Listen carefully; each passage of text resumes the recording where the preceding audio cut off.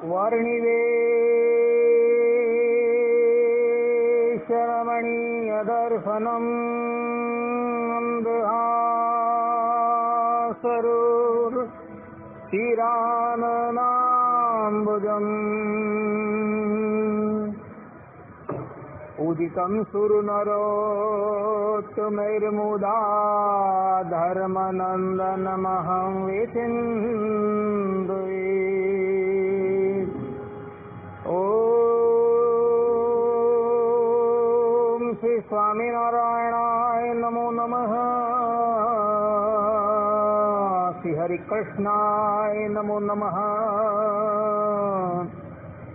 श्री सावर्णी गोत्रतिलकाय नमो नमः।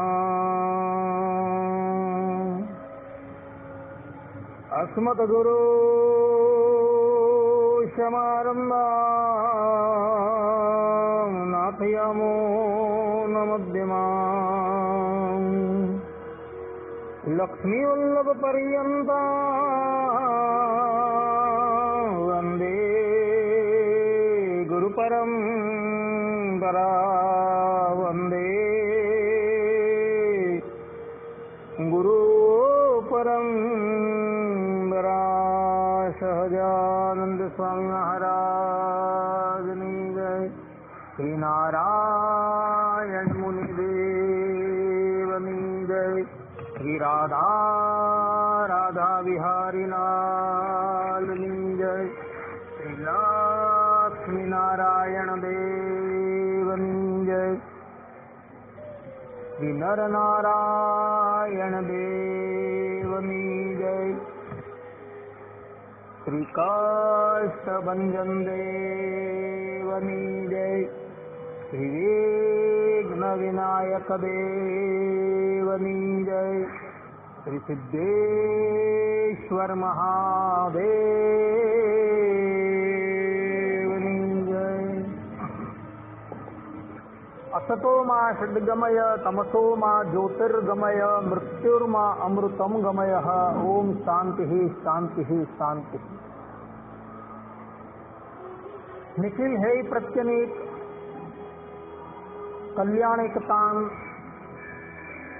श्वेतर समस्त वस्तु विलक्षण अनंत कोटि ब्रह्मांड नायक श्रीदेवी भूदेवी नीला देवी श्री राधा देवी की समलंकृत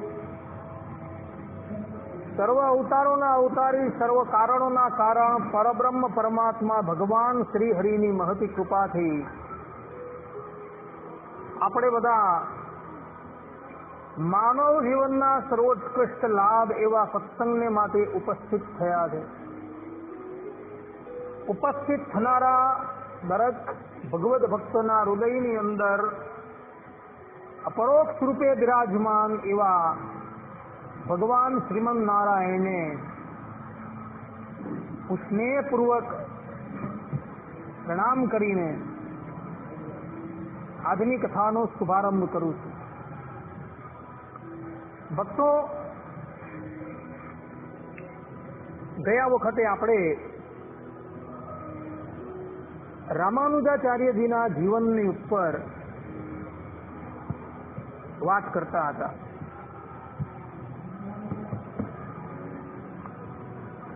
આપણે પ્રબંધામૃત ગ્રંથના માધ્યમથી ત્યાં સુધી વાત કરેલી હતી કે રામાનુજાચાર્યજી ભગવાન રંગનાથની આજ્ઞાથી શ્રીરંગમપુર પધારે છે અને યમુનાચાર્યજીના સ્થાનની ઉપર આરૂઢ થઈ જાય છે. રામાનુજાચાર્યજીને યમુનાચાર્યજીએ દીક્ષા આપી નથી, પરંતુ એમને દીક્ષાથી અલંકૃત કરનારા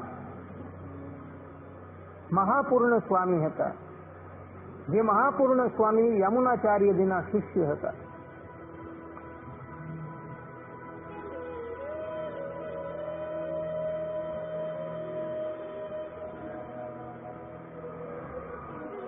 એક વખતની વાત છે,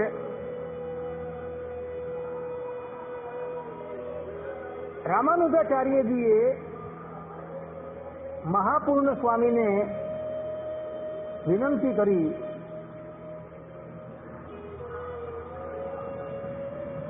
કે શ્રી સંપ્રદાયની અંદર જે મંત્ર રત્ન છે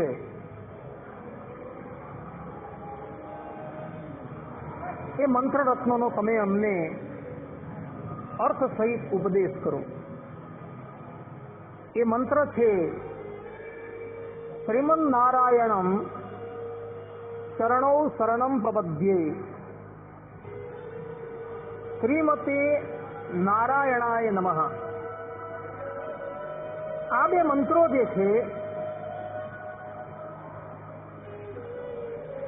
એ મંત્રોનો મંત્રાર્થ આપ શ્રી અમને કહો. ત્યારે મહાપૂર્ણ સ્વામી જે હતા એ રામાનુજીને કહે છે કે તમારે આ મંત્રાર્થ જાણવો હોય તો યામુનાચાર્યજીના શિષ્ય શ્રી ગોષ્ઠીપૂર્ણ સ્વામી છે, આપ એમની પાસે જાઓ.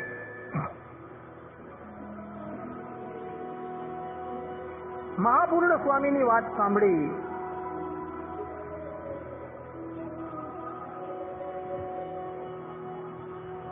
રામાનુજાચાર્યજી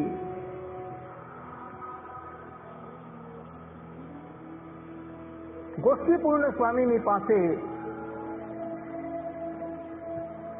ગોષ્ઠીપુર પધારે છે અને એમને વિનંતી કરે છે કે આપ શ્રી અમને દ્વય મંત્ર જે છે એનો રહસ્યાર્થ બતાવો. પરંતુ ગોષ્ઠીપૂર્ણ સ્વામી જે છે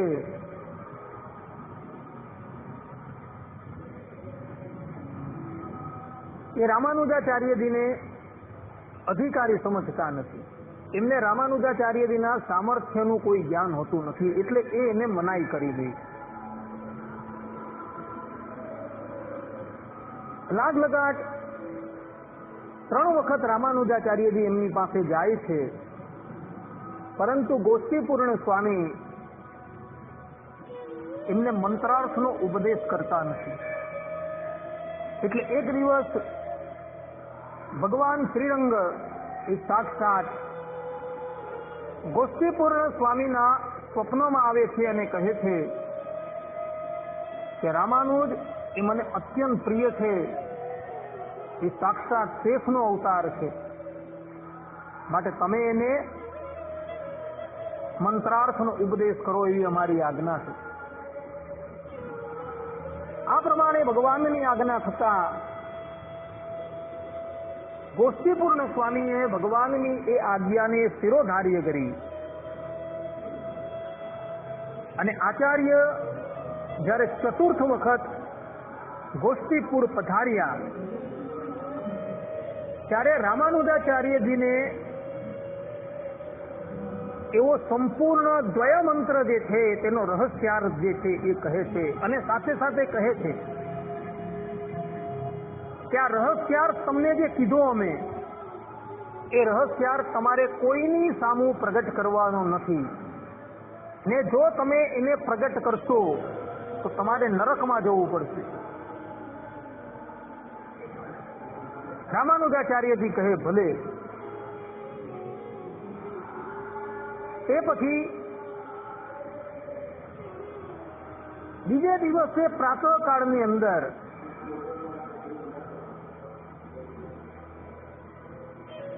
રામાનુજાચાર્યજી એ ગોષ્ઠીપુરની અંદર એક મંદિર આવેલું છે. એ મંદિરના ગોપુરની ઉપર એ ચડી જાય છે દરવાજા પર, અને ત્યાં ઉભા રહીને ગોષ્ઠીપૂર્ણ સ્વામીએ જે મંત્રાર્થ એમને કહ્યો હતો એ મંત્રાર્થ નો અર્થ એ ઉચ્ચ સ્વરે બધાને સંભળાવવા લાગે છે. કહેવાય છે કે એ વખતે તો ત્યાં હજારોની સંખ્યામાં મનુષ્ય હતા, પરંતુ 74 વ્યક્તિએ ખાલી એ મંત્રાર્થ સાંભળેલો હતો ને એ 74 વ્યક્તિ પછી રામાનુજાચાર્યજીના શિષ્ય થયા હતા અને રામાનુજાચાર્યજીએ એમને એટલે કે 74 જણા હતા તેને શિષ્યપણે સ્વીકારીને એમને ભાગવત ધર્મનો પ્રચાર પ્રસાર કરવા માટે મોકલેલા હતા. આ તરફ ગોષ્ઠીપૂર્ણ સ્વામીને ખબર પડે છે કે રામાનુજાચાર્યજીએ મંદિરના દ્વાર ઉપર ઉભા રહીને આ રહસ્ય મંત્ર જે છે એનો ભેદ જે છે એ સ્પષ્ટ લોકોની પાસે કરેલો છે એટલે ક્રોધાયમાન થાય છે અને રામાનુજાચાર્યજીની પાસે આવે છે અને કહે છે કે રામાનુજ તે આ બહુ ગલત કાર્ય કર્યું, તેને લઈને તારે નરકમાં જવું પડશે. ત્યારે રામાનુજાચાર્યજી કહે છે કે ગુરુદેવ, ભલે મારે નરકમાં જવું પડે તો હું નરકમાં જઈશ, પરંતુ મારા થકી જે લોકોએ આ મંત્ર જે છે એનું રહસ્ય જે સાંભળ્યું છે એ બધાનો તો ઉદ્ધાર થઈ જશે ને, તો એ લોકો વતી હું નરકની યાતના પણ ભોગવવા તૈયાર છું. ગોષ્ઠીપૂર્ણ સ્વામી રામાનુજાચાર્યજીનું આ પ્રમાણેનું કહેવું સાંભળી અતિશય ગદગદ થઈ ગયા અને ત્યાર પછી તેઓ રામાનુજાચાર્યજીને આશીર્વાદ આપે છે અને કહે છે કે રામાનુજ, તારા જેવી કરુણા જે છે એ કોઈની અંદર દેખાતી નથી, માટે આજથી જે આ શ્રી સંપ્રદાય જે માતા જગતજનની લક્ષ્મીજીના નામથી ઓળખાય છે એ શ્રી સંપ્રદાય આજથી તમારા નામથી ઓળખાશે અને જે વિશિષ્ટાદ્વૈત મત શ્રીમદ નારાયણના વખતથી ગુરુ પરંપરાની અંદર ચાલ્યો આવે છે એ વિશિષ્ટાદ્વૈત મત જે છે એ આજથી તમારા મતથી, તમારા મતના નામથી ઓળખાશે. એ પ્રમાણે અમે તમને આશીર્વાદ આપીએ. આ પ્રમાણે આશીર્વાદ આપે છે. ત્યારબાદ રામાનુજાચાર્યજી પુનઃ શ્રીરંગમ પર પધારે છે. શ્રીરંગમની અંદર આચાર્ય શ્રીનો અતિશય પ્રભાવ જે છે એ વધવા લાગ્યો અને એમનો જ્યારે અતિશય પ્રભાવ વધવા લાગ્યો ત્યારે કેટલાક દ્વેષી લોકો જે હતા એ દ્વેષી લોકો એમના આ પ્રભાવથી અતિશય ગ્લાનિ પામી ગયા અને ત્યાં લગીને એ લોકો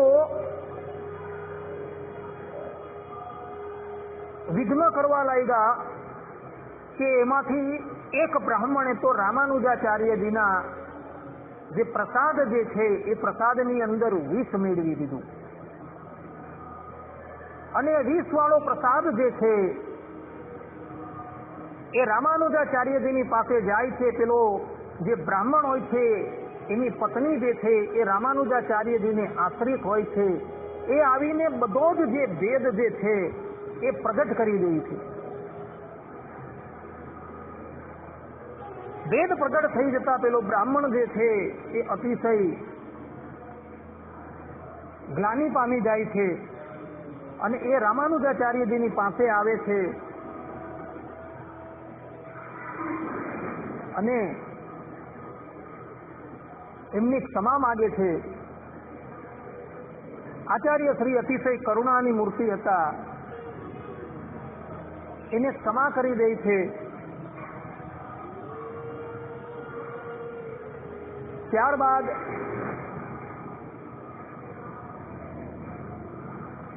એ જ બ્રાહ્મણ જે છે એ રામાનુજાચાર્યજીની સેવાની અંદર આવી જાય છે અને નિત્ય પછી રામાનુજાચાર્ય માટે પ્રસાદની વ્યવસ્થા એ જ કરતો હોય છે. આ પ્રમાણે વિષ આપીને મોતને ઘાટ ઉતારવાનો પણ પ્રયાસ આચાર્યને લોકોએ કરેલો હતો. તે પછી આચાર્ય શ્રી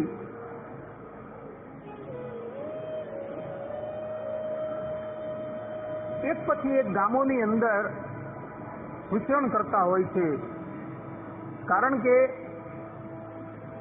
જે વ્યક્તિ સંન્યાસી હોય ને એ સંન્યાસીનું એક નામ છે પરિવ્રાજક. પરિવ્રાજક એટલે જે એક સ્થાનની અંદર સ્થિર રૂપે રહેતો ન હોય. સંન્યાસી છે સંન્યાસી, જેણે ભગવા વસ્ત્ર ધારણ કરેલા છે. એ લોકોએ ચોમાસાના 4 મહિનાને બાદ કરતા કોઈ પણ એક સ્થાનની ઉપર સ્થિર રહેવાનું હોતું નથી. આચાર્ય શ્રી પણ અધિકારીજનોને કૃતાર્થ કરતા થતા દક્ષિણની અંદર આવેલા વિભિન્ન સ્થાનોની અંદર વિચરણ કરતા હતા. એક વખતની વાત છે,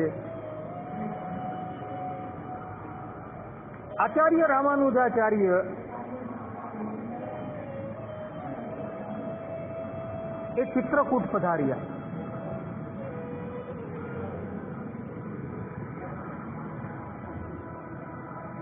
પરંતુ ચિત્રકૂટની અંદર શૈવ લોકો ઘણા રહેતા હતા અને એ લોકોને ઉપદ્રવ કરતા જાણી આચાર્ય શ્રી તેની સમીપમાં એક ગામ હતું, જે ગામનું નામ હતું સહસ્ત્રનામ. એ ગામમાં પધાર્યા. એ ગામની અંદર રામાનુજાચાર્યજીના 2 શિષ્યો રહેતા હતા. એક વરદાચાર્ય અને એક યજ્ઞેશાચાર્ય.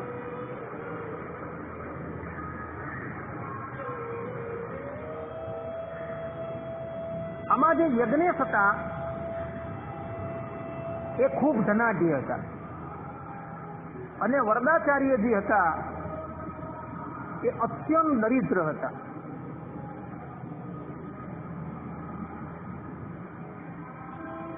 અને બંને જણા રામાનુજાચાર્ય પ્રત્યે ખૂબ ભક્તિભાવ રાખતા હતા.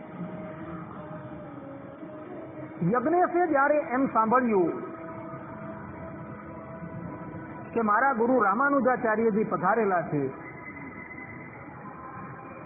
એટલે એ અત્યંત પ્રસન્ન થઈ ગયા અને પોતાના 2 શિષ્યોને મોકલે છે અને કહે છે કે આચાર્ય શ્રીને તમે આદર સહિત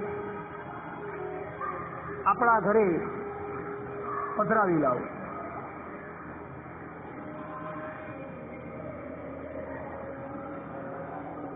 આ તરફ બંને શિષ્યો જે છે એ આચાર્યની પાસે આવવા માટે તૈયાર થાય છે. ત્યારે રામાનુજે સાંભળ્યું કે યજ્ઞેશે પોતાના 2 શિષ્યોને મને પધરાવવા માટે મોકલેલા છે. એટલે આચાર્ય વિચારવા લાગ્યા કે યજ્ઞેશ આચાર્ય જાતે કેમ ન આવ્યા અને એના શિષ્યને કેમ મોકલા. લાગે છે કે એને એના ધનાઢ્યપણાનું થોડું અભિમાન આવેલું લાગે છે.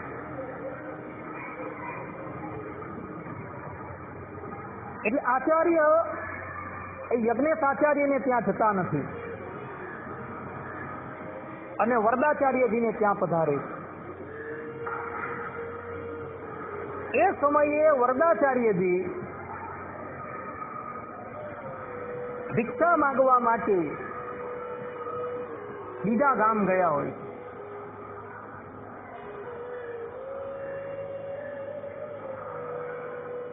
આચાર્ય રામાનુજ વરદાચાર્યજીના ઘરે પધારે છે અને દ્વાર ખટખટાવે, પરંતુ ઘરની અંદર એમના પત્ની જ હોય છે અને એમના પત્ની પાસે પણ શરીર પર પહેરવા માટે પૂરતા કપડાં હોતા નથી અને એ એક બીજા કક્ષની અંદર બિરાજમાન હોય છે. આચાર્ય શ્રીએ દ્વાર ખટખટાવ્યો એટલે એ ઉચ્ચ સ્વરે તાલી વાદન કરે છે, તાળી પાડે છે. એટલે રામાનુજાચાર્યજી સમજી જાય છે અને પોતાના શરીરની ઉપર પોતાનું જે ઉપરી વસ્ત્ર જે છે એ વસ્ત્ર કાઢી એ પેલા કક્ષની અંદર ફેંકે છે અને એ વસ્ત્ર જે છે એ ધારણ કરીને વરદાચાર્યના પત્ની જે છે એ રામાનુજાચાર્યજીની પાસે પધારે છે અને ગુરુના ચરણની અંદર વંદન કરે છે, એમનું આતિથ્ય સત્કાર કરે છે અને ગુરુજીને કહે છે કે અમારા પતિ તો અત્યારે નથી, પણ આપ શ્રી અહીં બિરાજો, અમે આપના પ્રસાદની વ્યવસ્થા કરીએ. આચાર્ય શ્રી કહે છે કે મધ્યાહનનો સમય થઈ ગયો છે, અમે અમારા નિત્ય કર્મ કરવા માટે સમીપમાં આવેલા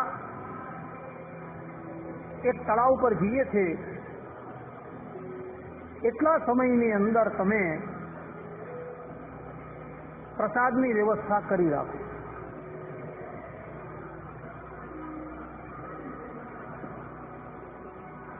વરદાચાર્યજીના પત્ની કહે કે જેવી આજ્ઞા ગુરુદેવ. તે પછી આચાર્ય શ્રી પોતાના નિત્ય કર્મ કરવા માટે તળાવ પર ગયા. એટલે પેલી સ્ત્રી જે છે વિચારવા લાગી કે ઘરની અંદર તો એક દાણો પણ અન્ન નથી, શું કરવું? એટલે એ દોડતી દોડતી પોતાના ગામની અંદર એક મહાજન હતો, એ મહાજનની દુકાને જાય. આ મહાજન એ જાતીય કરીને વૈશ્ય હતો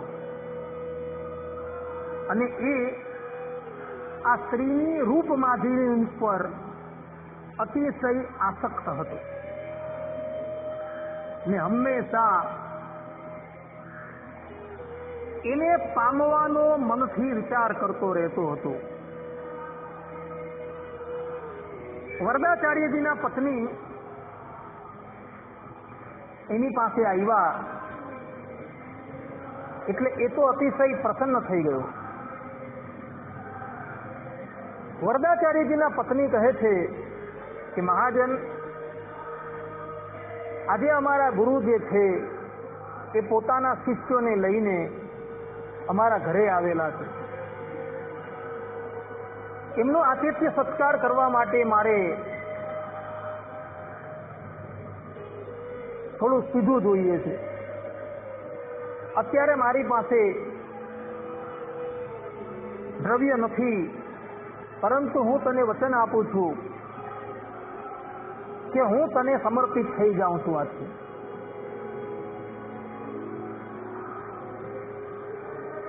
આ શરીર જે છે એ હું તને અર્પણ કરી દઉં છું. મારા શરીરનો તારે જે પ્રમાણે ઉપભોગ કરવો હોય તે પ્રમાણે તું ઉપભોગ કરજે, પણ પહેલા મને તું સીધું આપ. મહાજન તો હંમેશા એ સ્ત્રીને મેળવવા માટે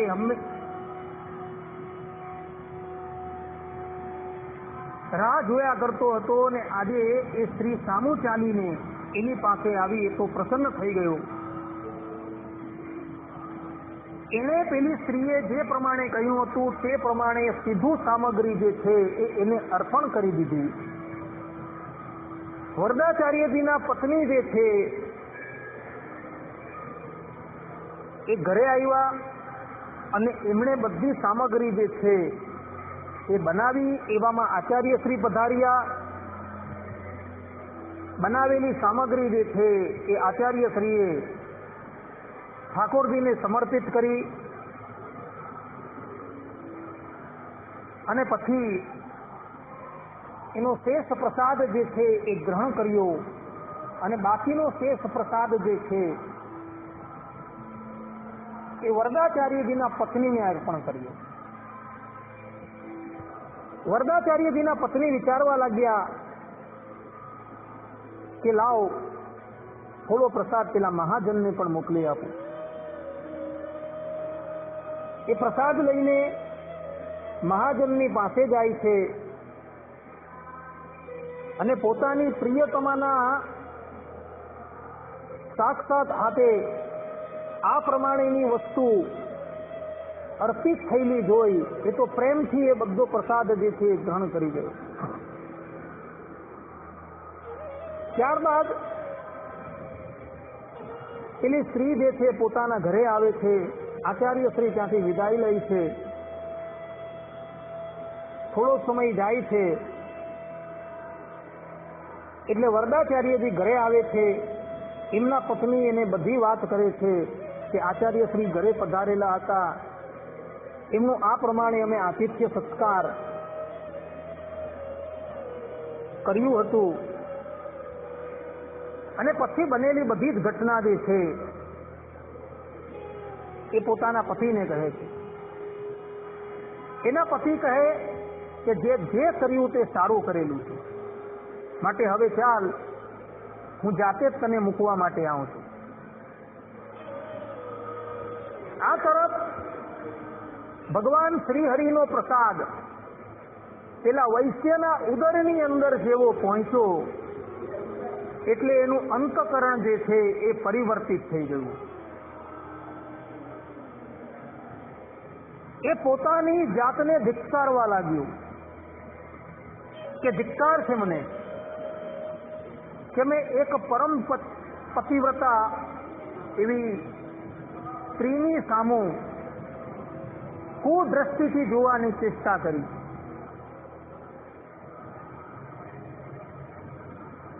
કોટી કલ્પ પર્યંત નરકથી પણ મારો છુટકારો ન થશે. અને આ પ્રમાણે જ્યાં એ વિચારતો હતો ત્યાં જ વરદાચાર્યજી પોતાની પત્નીને લઈને આવે છે. અને જેવા વરદાચાર્યજીને અને એના પત્નીને પોતાની પાસે આવેલા જોયા એટલે પેલો વૈશ્ય જે છે દોડતો દોડતો જાય છે અને વરદાચાર્યજી અને એના પત્નીના ચરણમાં પડી જાય છે અને કહે છે કે માતા મારા અપરાધોને ક્ષમા કરો, મારી ભૂલ થઈ ગઈ. વરદાચાર્યજી અને એના પત્ની જે છે એના અપરાધો ક્ષમા કરે છે. ત્યારબાદ એવો એને લઈને રામાનુજાચાર્યજીની પાસે પધારે છે અને રામાનુજાચાર્યજી એને દીક્ષાથી અલંકૃત કરે છે અને પછી એ વૈશ્ય જે છે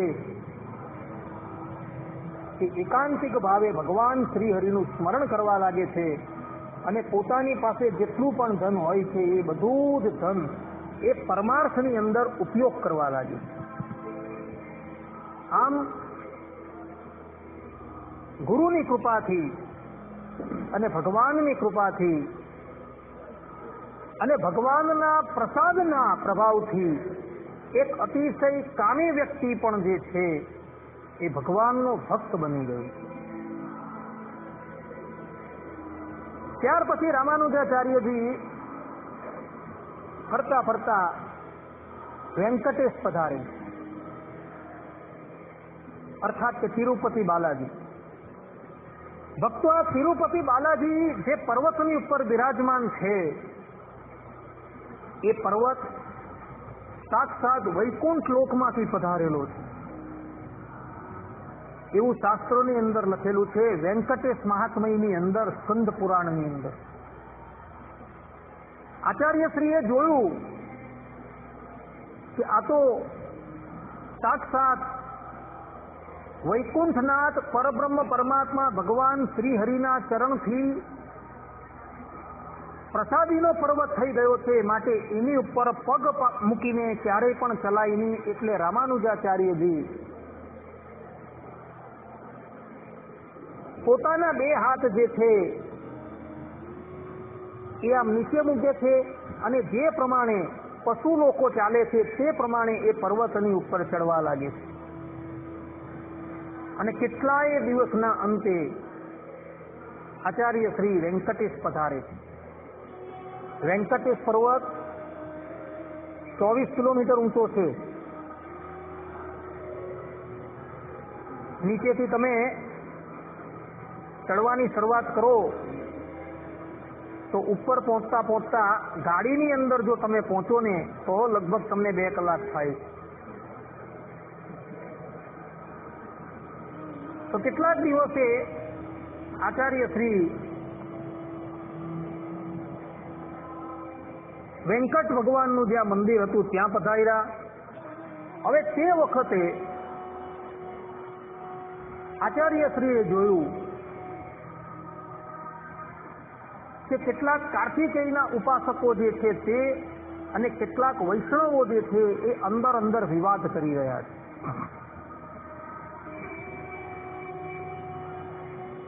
કાર્તિકેયના ઉપાસકો એમ કહે છે કે આ મંદિર જે છે એ કાર્તિક સ્વામીનું છે, અને વૈષ્ણવો કહે છે કે આ મંદિર જે છે એ ભગવાન વિષ્ણુનું છે. આચાર્ય શ્રી ત્યાં પધારે છે. એવો શ્રી બંને પક્ષનો વિવાદ જે છે એ સાંભળે છે અને પછી કહે છે કે કાર્તિક સ્વામી પોતાના હાથની અંદર જે શસ્ત્ર ધારણ કરતા હતા એ આપણે ત્યાં ઠાકોરજીના ચરણમાં મૂકીએ, અને ભગવાન વિષ્ણુ શંખ, ચક્ર, ગદા અને પદ્મ જે પોતાના હસ્તની અંદર ધારણ કરે છે એ અસ્ત્ર અને શસ્ત્ર જે છે એ પણ આપણે ઠાકોરજીના ચરણની અંદર મૂકીએ અને પછી આપણે દ્વાર બંધ કરી દઈએ. પ્રાતઃકાલે જેના અસ્ત્ર શસ્ત્ર ઠાકોરજીના હાથની અંદર હશે તો એ સ્વરૂપ એનું કહેવાશે. જો કાર્તિક સ્વામીના અસ્ત્ર શસ્ત્ર ભગવાન વેંકટનાથ પોતાના હાથની અંદર ધારણ કરી લેશે તો સમજજો કે આ સ્વરૂપ જે છે એ કાર્તિકેયનું. અને શંખ, ચક્ર, ગદા અને પદ્મ એ જો વેંકટ ભગવાન પોતાના હસ્તની અંદર ધારણ કરી લેશે તો સમજજો કે આ સ્વરૂપ જે છે એ ભગવાન વિષ્ણુનું છે. બધાએ રામાનુજાચાર્યજીની વાત માન્ય કરી અને કાર્તિક સ્વામીના ઉપાસકો જે હતા તે લોકોએ કાર્તિક સ્વામીના જે અસ્ત્ર શસ્ત્રો જે છે એ ઠાકોરજીના ચરણમાં મૂક્યા.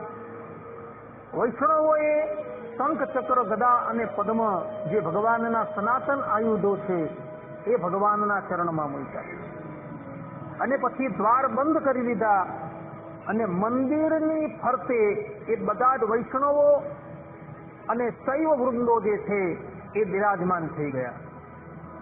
અને પ્રાતઃકાલ થયું અને જ્યાં દ્વાર ખોલ્યા તો બધાએ જોયું કે શંખ, ચક્ર, ગદા અને પદ્મ એ વેંકટનાથ ભગવાનના હાથની અંદર છે. એટલે બધાએ એક ગોસે જયકાર કર્યો કે ભાઈ આ સ્વરૂપ જે છે એ બીજા કોઈનું નથી પરંતુ સાક્ષાત ભગવાન વિષ્ણુનું સ્વરૂપ છે. એ પ્રમાણે બધા નક્કી કરે.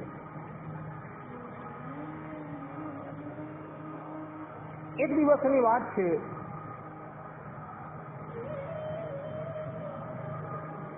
આચાર્ય શ્રી પુનઃ શ્રીરંગમ પધારે છે. રામાનુજાચાર્યજીએ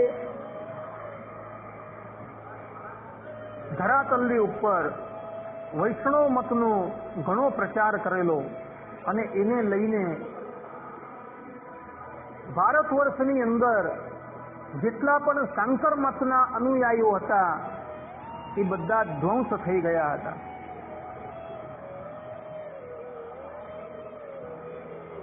શ્રીરંગ ભગવાન રામાનુજાચાર્યજીની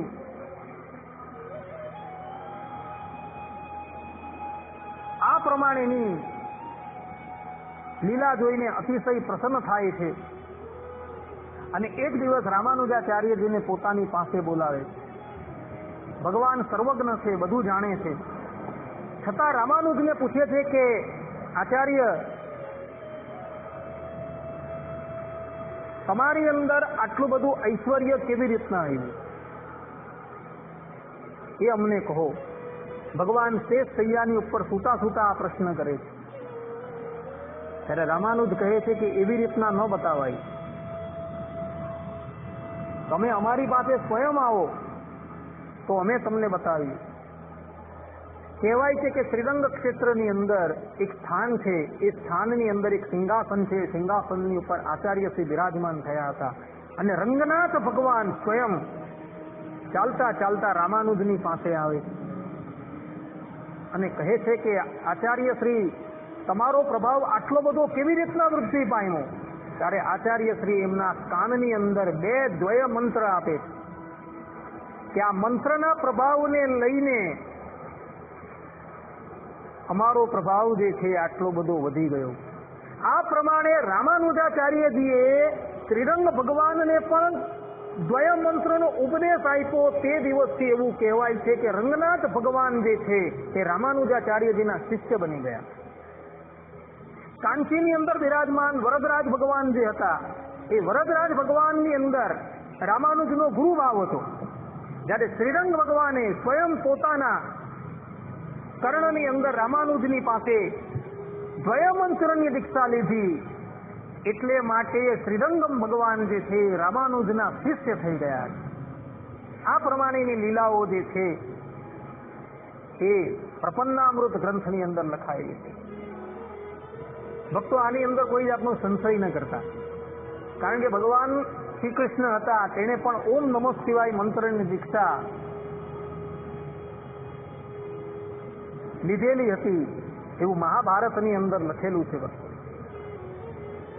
ઉપમન્યુ નામનો જે ભગવાન શંકરનો અતિશય ઉત્કૃષ્ટ ભક્ત હતો, તેની પાસેથી ઓમ નમઃ શિવાય મંત્રની દીક્ષા ભગવાન શ્રી કૃષ્ણએ લીધેલી હતી.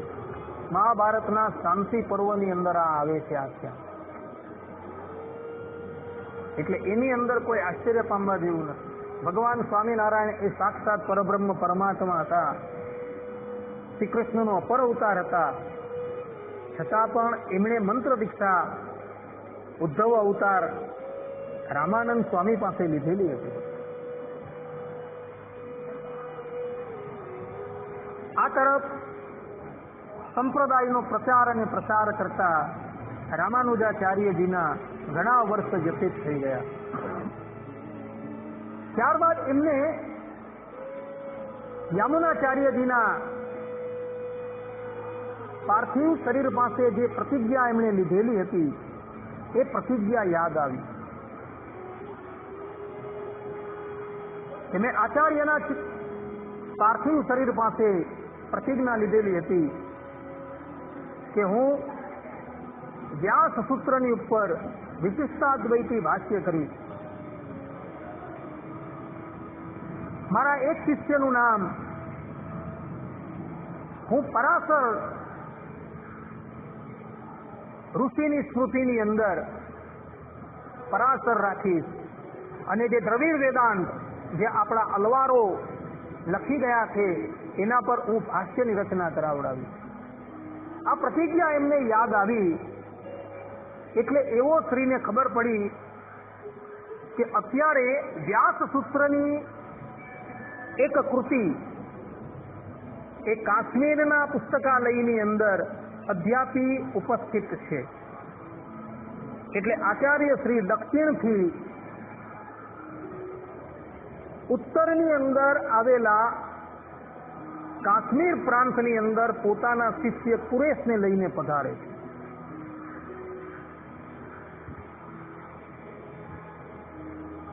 અને ત્યાં આવી ત્યાં રહેલા પંડિતોને કહે છે કે આપ શ્રી અમને થોડા દિવસ માટે ભગવાન વેદવ્યાસજીના શિષ્ય ઉપવર્ષ, જેનું બીજું નામ બોધાયન ઋષિ હતું, એનું ભાષ્ય જે છે એ અમને જોવા માટે આપો. પરંતુ પેલા પંડિત લોકો જે છે એ અતિશય ઉદ્ધત હતા. તે લોકોએ આચાર્યશ્રીને એ ભાષ્ય આપવાની સ્પષ્ટ રૂપે મનાઈ કરી. આચાર્યશ્રીએ ઘણી વિનંતી કરી, પરંતુ એ લોકો એ કૃતિ આપવા માટે તૈયાર ન થયા. અંતે આચાર્યશ્રી ભગવાન શ્રીમદ નારાયણને પ્રાર્થના કરવા લાગ્યા. ત્યારે એમ કહેવામાં આવે છે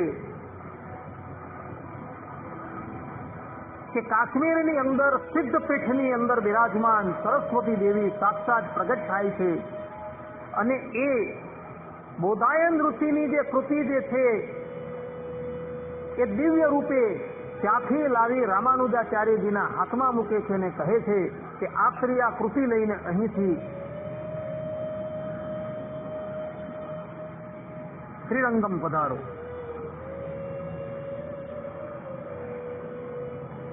માતાની આજ્ઞા થતા આચાર્યશ્રી એક કૃતિ લઈને શ્રીરંગમ તરફ આવતા હોય છે.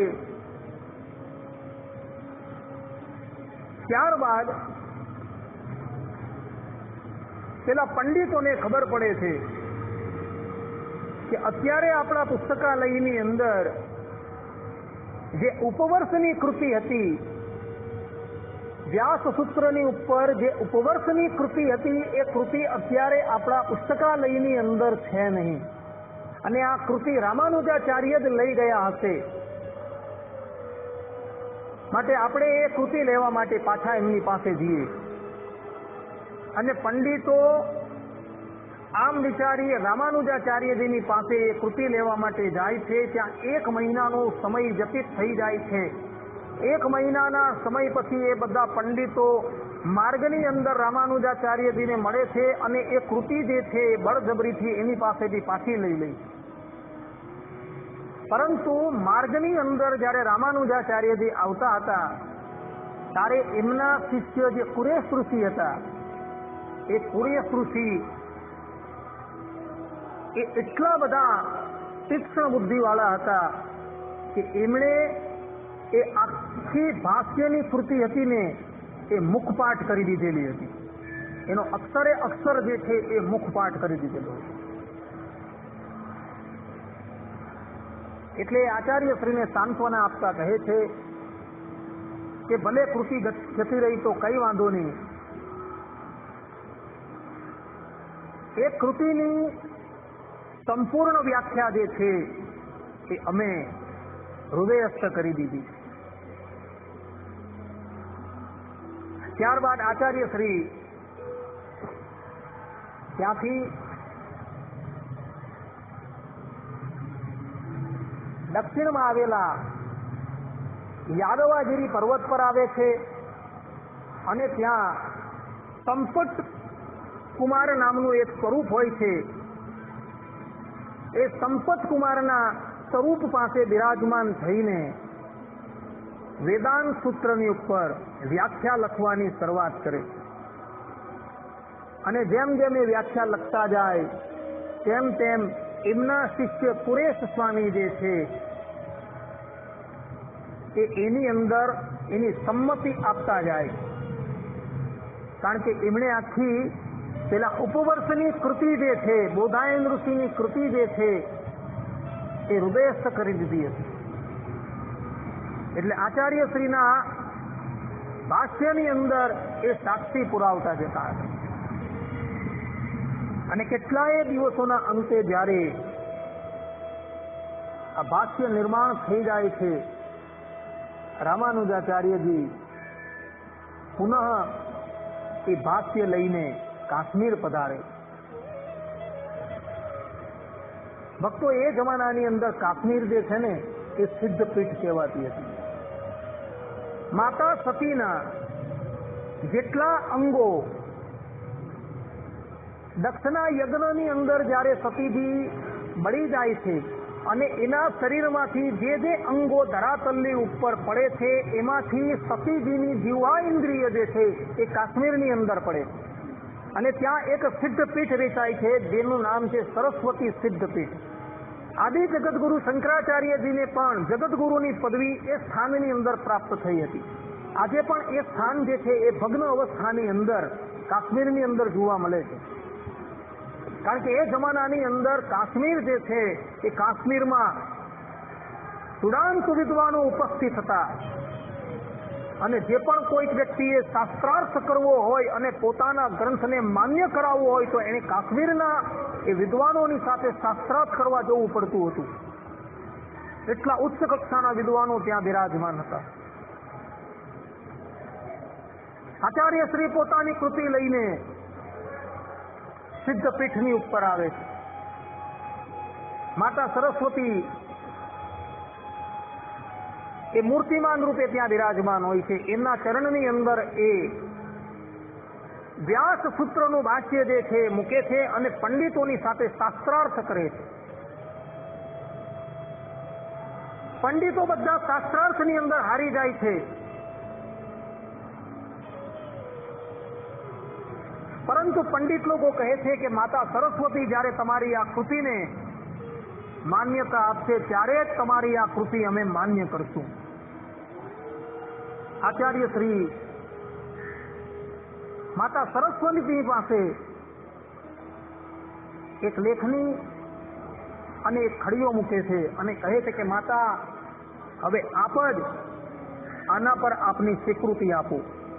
અને કહેવાય છે કે માતા સરસ્વતી જે હતા એ સાક્ષાત મૂર્તિમાંથી પ્રગટ થાય છે અને રામાનુજાચાર્યની એક કૃતિ છે તેને પોતાના ચરણમાંથી લઈને પોતાના મસ્તકની ઉપર પધરાવે છે અને ત્યાં એ પોતાની સાઇન કરે છે અને કહે છે કે રામાનુજ આજથી આ તારું ભાષ્ય જે છે એ શ્રી ભાષ્યના નામથી ઓળખાશે. જે શ્રી ભાષ્યને ભગવાન સ્વામિનારાયણે શિક્ષાપત્રીની અંદર પોતાના આધ્યાત્મ શાસ્ત્ર તરીકે સ્વીકારેલા છે. શારીરિકાણામ ભગવદ્ ગીતા અવગમ્યતામ રામાનુજાચાર્ય કૃતમ ભાષ્યમ આધ્યાત્મિકમ મમ એમ ભગવાને કહ્યું છે 100મા શ્લોકની અંદર. તે પછી સરસ્વતી દેવી આચાર્યશ્રીને કહે છે કે શાસ્ત્રની અંદર આવતી કપ્યાસ શ્રુતિ જે છે એનો આપ અર્થ કરો. આચાર્યશ્રી એનો અર્થ કરે છે. માતા સરસ્વતી અતિશય પ્રસન્ન થઈ જાય છે અને પછી એ કૃતિ લઈને રામાનુજાચાર્યજી પુનઃ શ્રીરંગમ પધારે. એક સમયની વાત છે, આચાર્યશ્રી જગન્નાથપુરી પધારેલા. એ વખતે જગન્નાથપુરીની અંદર જે પંડા લોકો ભગવાન જગન્નાથની જે સેવા કરતા હતા ને એ શાસ્ત્રો વિરુદ્ધ સેવા કરતા હતા. કોઈ જાતનું કોઈ ઠેકાણું હતું નહીં. રામાનુજાચાર્યજી ત્યાં પધાર્યા.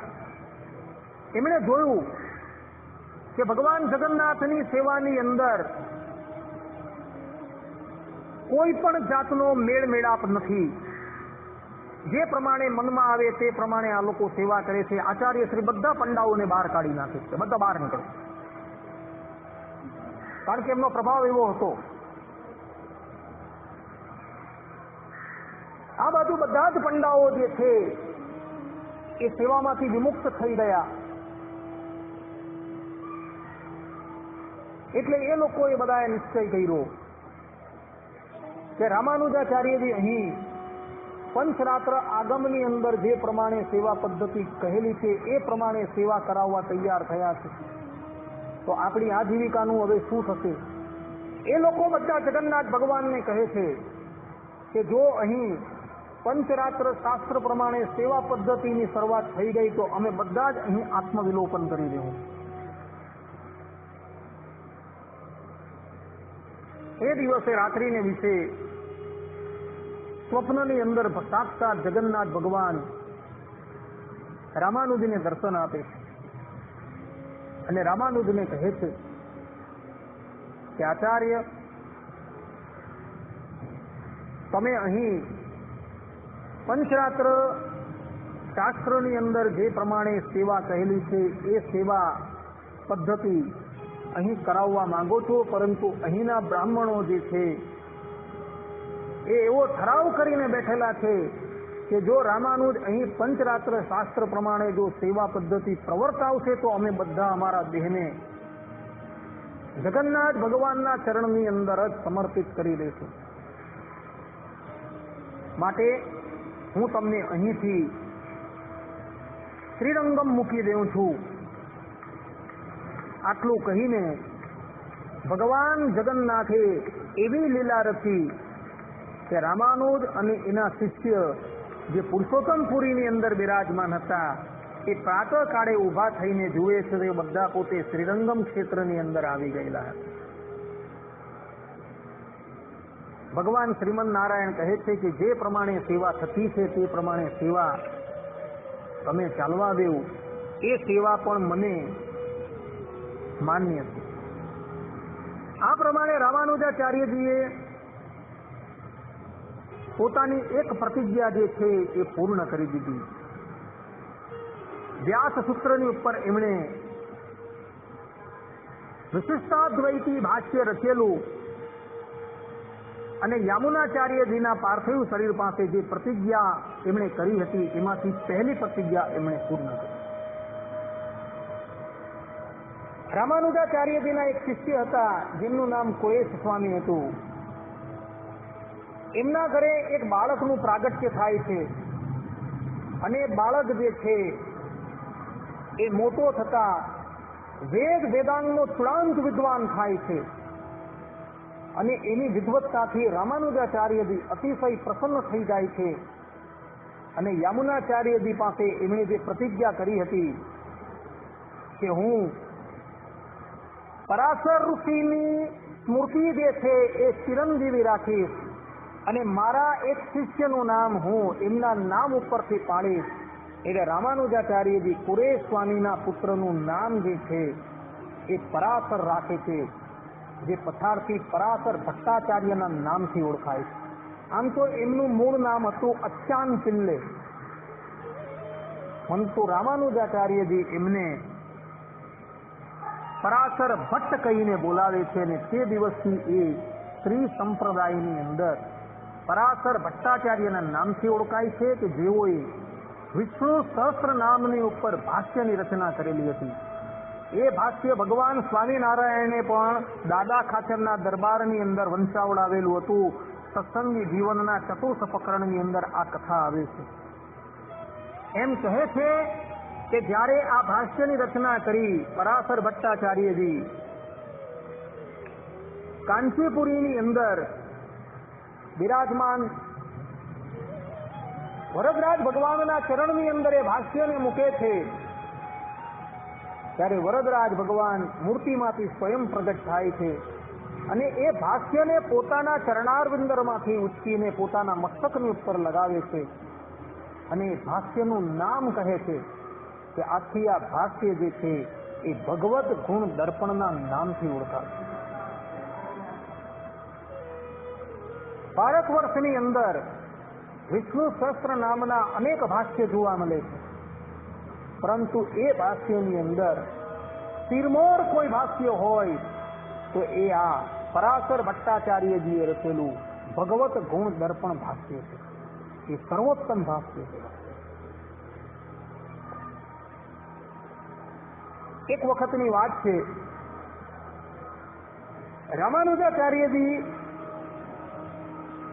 કાવેરી નદીની અંદર સ્નાન કરીને પુનઃ પોતાના મઠની અંદર આવતા હતા. ત્યારે એમના શિષ્યોએ આચાર્યશ્રીને એક દ્રશ્ય બતાવ્યું. એક ધનુર્ધર નામનો પહેલવાન પોતાની પત્નીને લઈને રામાનુજાચાર્યજી જે માર્ગ ઉપર આવતા હતા એ માર્ગથી એ આવતો હતો અને પોતાની પત્ની તડકાની અંદર કષ્ટ ન પામે એટલે એના પર આમ છત્ર લગાવીને બેઠેલો હતો અને ઉલટા પગે આવતો હતો. કારણ કે એની પત્ની જે છે એ એટલી બધી રૂપવતી હતી અને એના નેત્ર એટલા બધા ઉત્કૃષ્ટ કક્ષાના હતા એટલે એ એની અંદર અતિશય મોહિત થઈ ગયો હતો.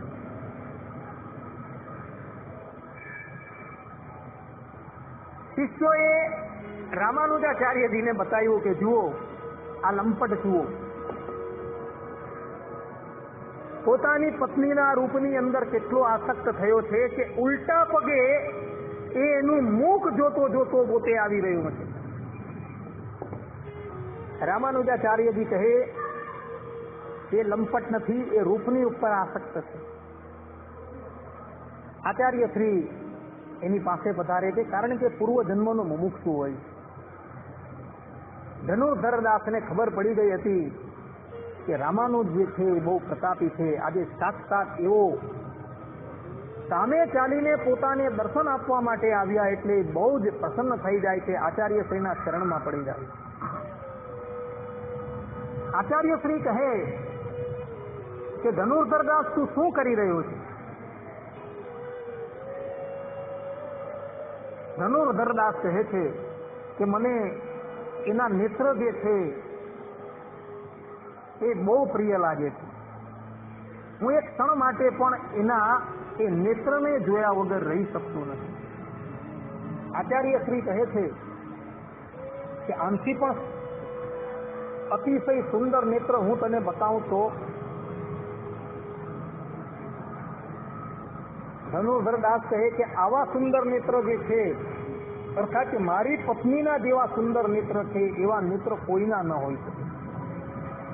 આચાર્ય શ્રી કહે કે ચાલ મારી સાથે.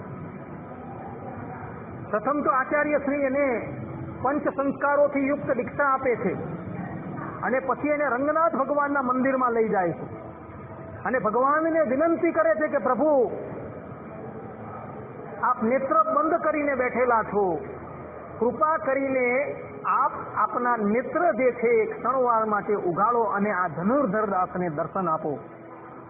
અને રામાનુજની વિનંતી સાંભળી ભગવાન શ્રીમન નારાયણ પોતાના નેત્ર ખોલે છે અને નેત્રના દર્શન કરીને ધનુર્ધરદાસ પાગલ થઈ જાય છે કે આવા નેત્રો તો મેં મારા જીવનમાં કોઈના જોયા નથી.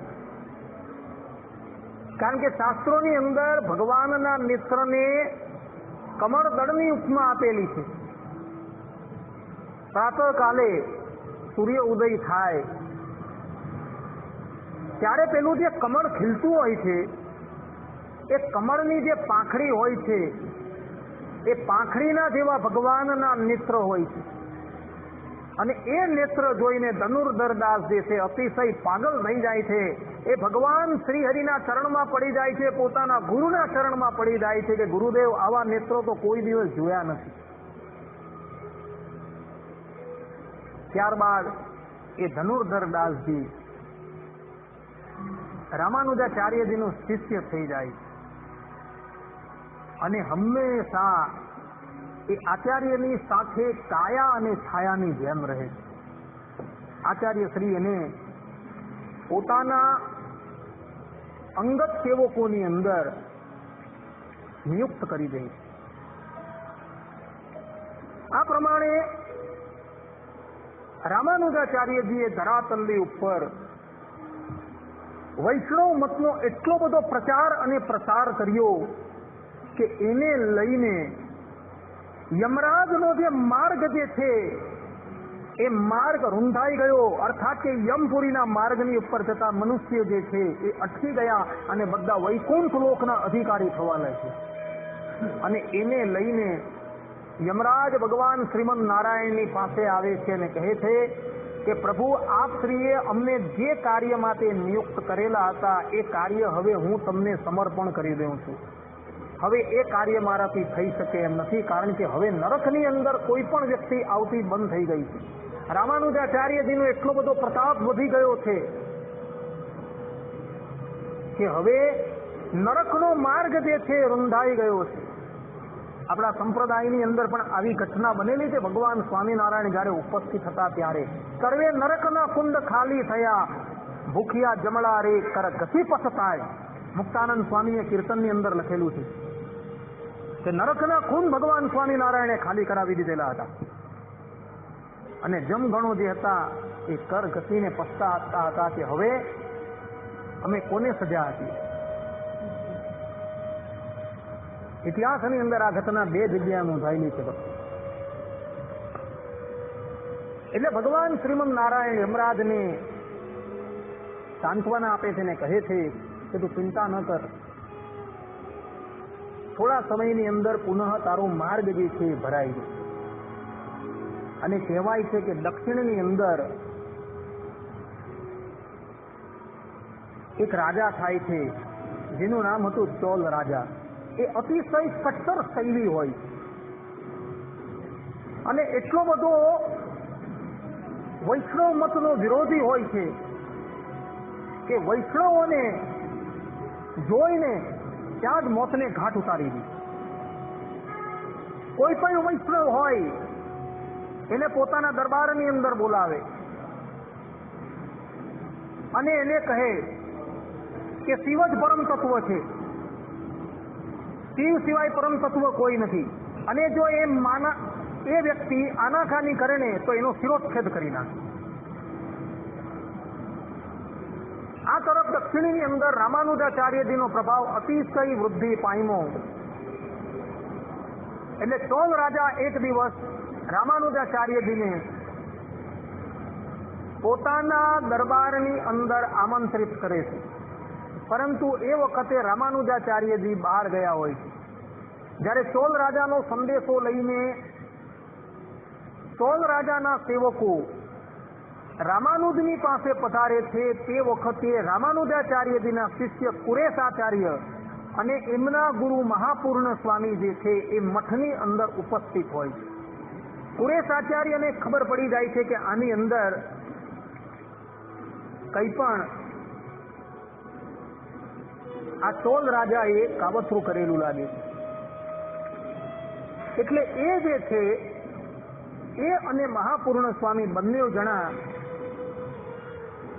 ચોલ રાજાના રાજ દરબારની અંદર ઉપસ્થિત થાય છે. અને તે વખતે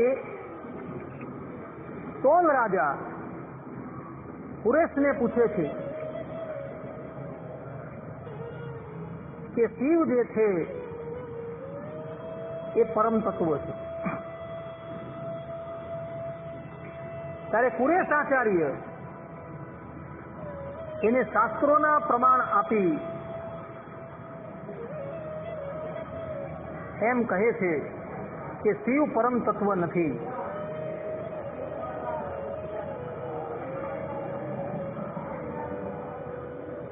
અને એ રાજાએ જે એને કહ્યું હતું કે શિવાત પરમ દ્રોણ, કે શિવ જે છે એ પરમ તત્વ છે, ત્યારે કુરેશાચાર્ય રાજાએ જે કહ્યું હતું તેનો અર્થ કરે છે કે શિવાત એટલે શું? શિવાત એટલે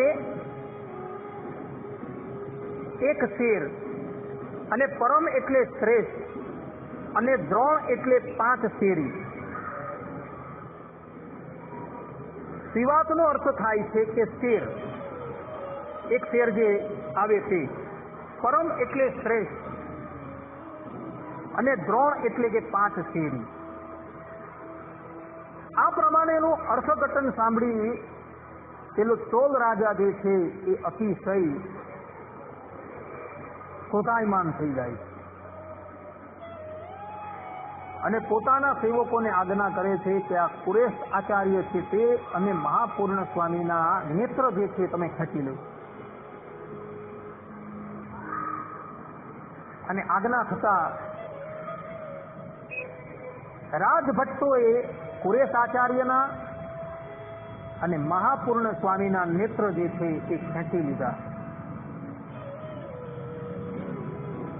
અને એ લોકોને ત્યાંથી કાઢી મૂક્યા. કુરેશાચાર્ય અને મહાપૂર્ણ સ્વામી રામાનુજાચાર્યજીની પાસે આવતા હતા ત્યારે રામાનુજાચાર્યજી કાંચી બિરાજમાન હતા. ત્યાં માર્ગની અંદર મહાપૂર્ણ સ્વામી ભગવત ધામ ચાલ્યા જાય છે. કુરેશ આચાર્ય કેમેય કરીને રામાનુજાચાર્યજીની પાસે આવે છે અને આચાર્યશ્રીને બધું જ વૃત્તાંતિ કહે છે. વૃત્તાંત સાંભળીને આચાર્યશ્રી અતિશય દુઃખી થાય છે. ત્યારબાદ રામાનુજાચાર્યજી પોતાના પ્રિય શિષ્ય કુરેશને લઈને વરદરાજ ભગવાનની પાસે આવે છે અને વરદરાજ ભગવાનને વિનંતી કરે છે કે પ્રભુ આના મિત્ર જેમ હતા તેમ કરી દે. ત્યારે વરદરાજ ભગવાન કહે છે કે આજથી આ કુરેશ મારા સિવાય બીજી કોઈ પણ વસ્તુના દર્શન ન કરશે. મારા સિવાય બીજી કોઈ પણ વસ્તુના એને દર્શન થશે નહીં. એટલે સ્થાવર જંગમની અંદર કેવલ ને કેવલ એ મારા જ દર્શન કરશે, બીજા કોઈના દર્શન કરશે નહીં. અને આમ કહીને એને દિવ્ય દ્રષ્ટિ પ્રદાન કરે અને જેને લઈ કુરેશ આચાર્ય જ્યાં લગીના તરાતલ્લી ઉપર રહ્યા સ્થાવર જંગમની અંદર કેવલ ને કેવલ વરદરાજ ભગવાનના જ દર્શન કરતા હતા. ત્યારબાદ એક દિવસ ભગવાન રંગનાથ રામાનુજાચાર્યજીને સ્વપ્નમાં દર્શન આપે છે કે મારો એક વિગ્રહ જે છે એ દિલ્હીની અંદર એક બાદશાહના ઘરે બિરાજે છે, માટે એ વિગ્રહ તમે અહીં લાવો અને યાદવાગીરી પર્વતની ઉપર એની સ્થાપના કરો. ભગવાન શ્રીહરિની આજ્ઞા થતા રામાનુજાચાર્યજી પોતાના 10,000 શિષ્યોને લઈને દિલ્હી પધારે. એ વખતે એમનો પ્રભાવ ઘણો હોય છે. બાદશાહ આચાર્યશ્રીનું સ્વાગત કરે છે. આચાર્યશ્રી કહે છે કે અમે તમારા ઘરે એક કાર્ય માટે આવેલા છે. તમારા ઘરની અંદર જે વિગ્રહ છે ભગવાનનો તે વિગ્રહ અમારે જોઈએ. બાદશાહ એને પોતાના મહેલમાં પધરાવે છે અને ઘણા વિગ્રહ જે છે એ બતાવે છે, પરંતુ કોઈ પણ વિગ્રહ એ રામાનુજને યોગ્ય લાગતો નથી. કારણ કે ભગવાને જે પ્રમાણે નિર્દેશ કરેલો હતો એ વિગ્રહમાં હતો નહીં. એટલે આચાર્ય શ્રી બાદશાહને કહે છે કે રાજન, અમારે જે ભગવત સ્વરૂપની જરૂર છે એ સ્વરૂપ તમારા ઘરે નથી. હવે એ સ્વરૂપ જે છે એ બાદશાહની દીકરી જે છે એ દીકરીએ પોતાની પાસે સંતાડી રાખેલું હતું અને એ ગુપચુપ એની સેવા કરતી હતી, મુસલમાન હોવા છતાં પણ.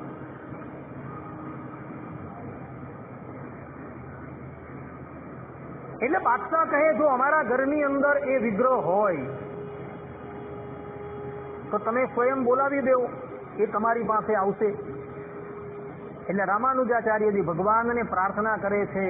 એટલે પેલા બાદશાહની દીકરીની પાસે જે વિગ્રહ હતો એ દોડતો ભગવાન રામાનુજાચાર્યજીની પાસે આવે છે અને એની ગોદની અંદર બિરાજમાન થઈ જાય છે. અને રામાનુજાચાર્યજી એ વિગ્રહને પોતાના પુત્ર રૂપે સ્વીકારે છે અને એમનો નામકરણ સંસ્કાર કરે છે કે સંપત કુમાર. એની પોતાની સંપત્તિ હોય છે એટલે એનું નામ પાડે છે સંપત કુમાર. અને એની પાસે બિરાજમાન થઈને જ રામાનુજાચાર્યજી શ્રી ભાષ્યની રચના કરે છે અને ગીતા ભાષ્યની રચના કરે છે. પછી એ વિગ્રહ જે છે એ દિલ્હીથી લઈ જવા માટે તૈયાર થાય છે ત્યારે પેલી બાદશાહની કન્યા જે છે એ બહુ રુદન કરે છે, કારણ કે એનું મન જે છે એ ભગવાનની સાથે જોડાઈ ગયું હોય.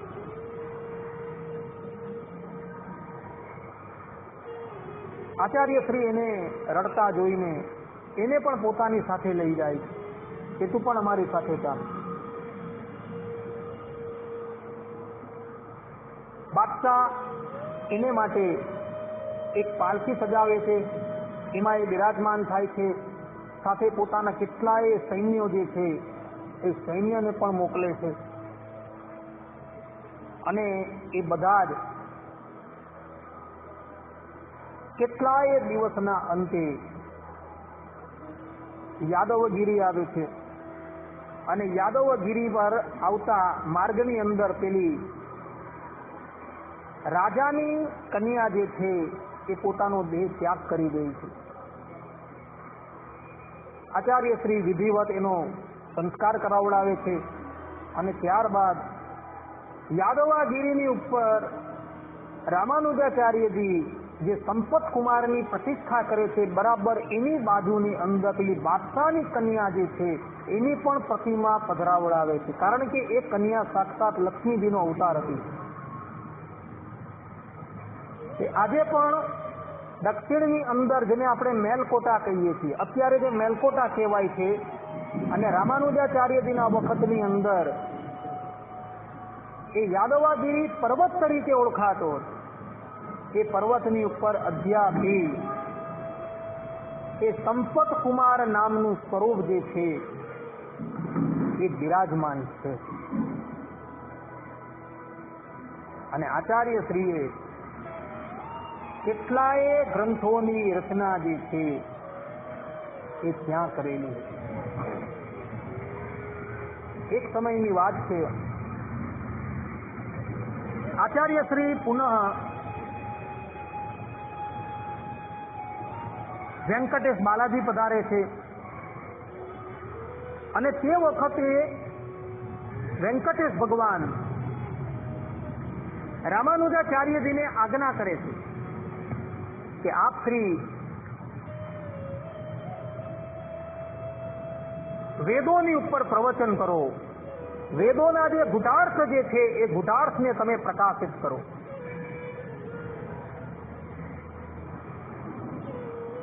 ભગવાન શ્રીનિવાસની આજ્ઞા થતા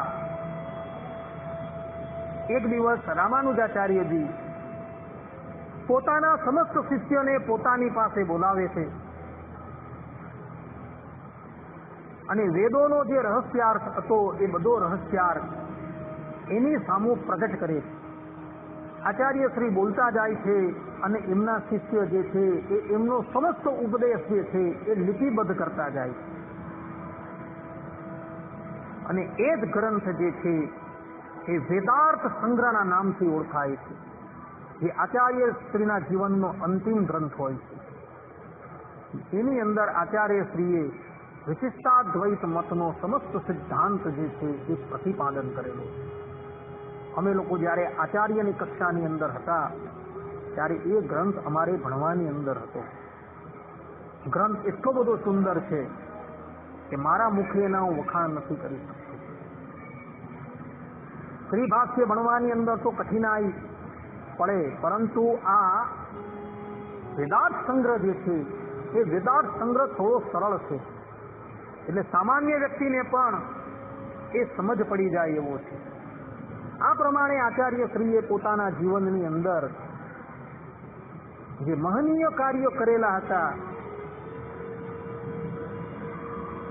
એ કાર્ય વર્ણવવા એ આપણી માટે અશક્ય છે. ભારત વર્ષની અંદર એ જમાનાની અંદર શાંકરમતની બહુ બોલબાલા હતી. એ લોકો શ્રુતિના અર્થ જે છે એ ગલત કરતા હતા. એ લોકો એમ કહેતા હતા કે જગત મિથ્યામ બ્રહ્મ સત્યમ જીવ બ્રહ્મેવ કેવલમ, અર્થાત કે જગત જે છે એ મિથ્યા છે અને બ્રહ્મ તત્વ જે છે એ જ સત્ય છે અને જીવાત્મા જે છે એ કેવલ ને કેવલ બ્રહ્મ એટલે કે ભગવાન છે. અજ્ઞાને કરીને એ પોતાને જીવ માને છે, પરંતુ વસ્તુતા એ સાક્ષાત ભગવાન છે.